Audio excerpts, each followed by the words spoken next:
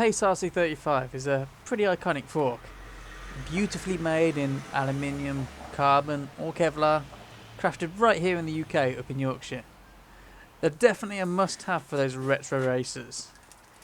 Years later though, they suffer like all these early forks do, with crumbling or melted elastomers. This set from 1993 is no different. It should have 45mm of travel, but at the moment it has 0. But hey, at least it moves. The great thing is, these forks are incredibly easy to service. One 4mm Allen key is needed to remove a bolt at the end of each leg, and then you can pull the whole thing apart. Just be aware that the old elastomers may be holding the bolts in place, so unwind them a few turns and then give the lowers a tug to see if they're free.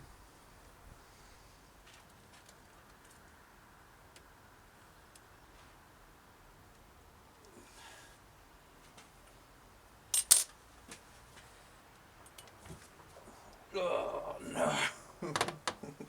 The bolts can be pulled right out the bottom of the legs too. I like to use a set of pliers to reach in there and grab them because the old elastomers did not want to let them go.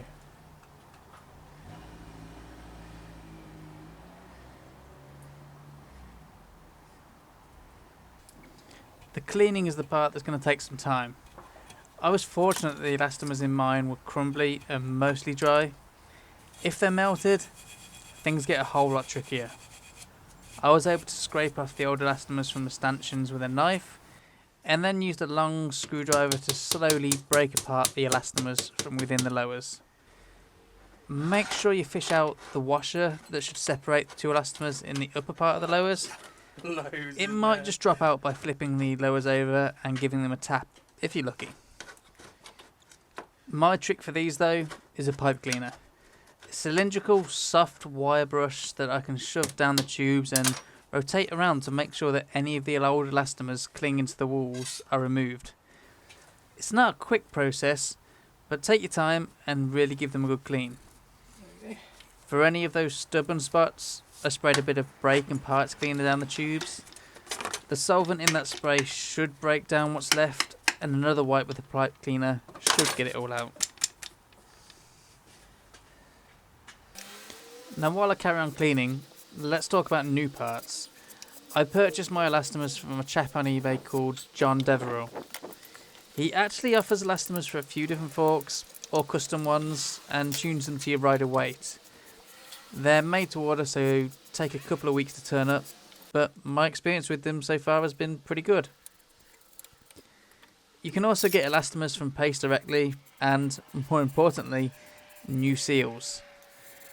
The seals were an oversight for me and I didn't order any. Needless to say, my seals were all brittle and broke apart during the cleaning process. So after this video is done, I need to order some more and take the fork apart again. As for the grease, I use SRAM butter to lubricate all the new elastomers and other parts when refitting. I also took the time to clean down all the dirt and grime from the external and polish any of the aluminium. For this, I used some thinners and a toothbrush and blasted it all down with some brake cleaner. Then finished up with some Autosol metal polish to give the aluminium a bit of a shine.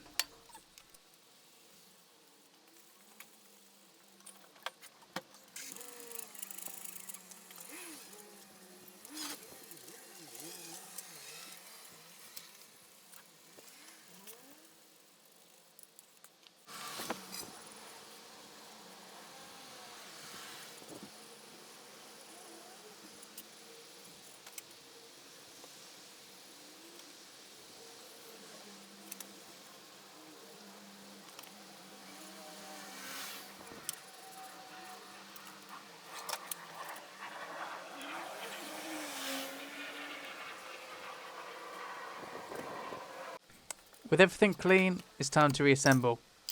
Everything gets greased up with a good layer of SRAM butter. That goes without saying.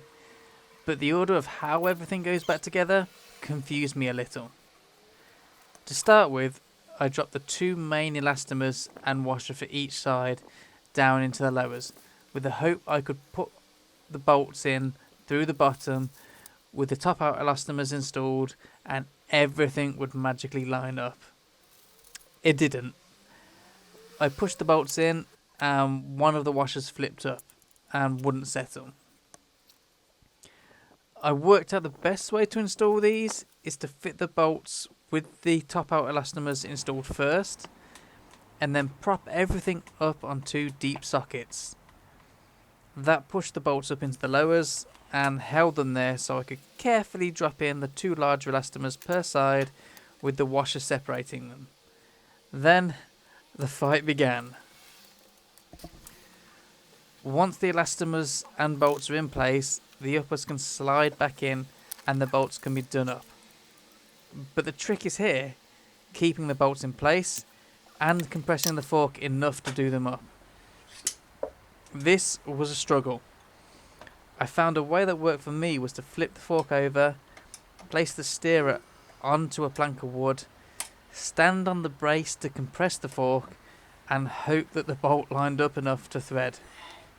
It's a frustrating process, so if anyone knows of an easy way to do this, please let us all know.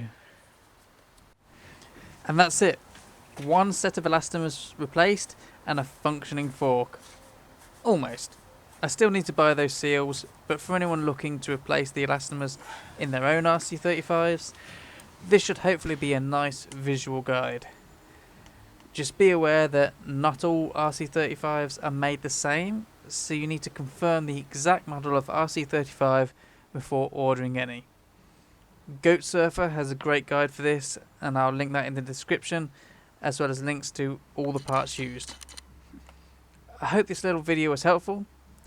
Leave any other tips you may have in the comments, subscribe for more, and I'll see you in the next one.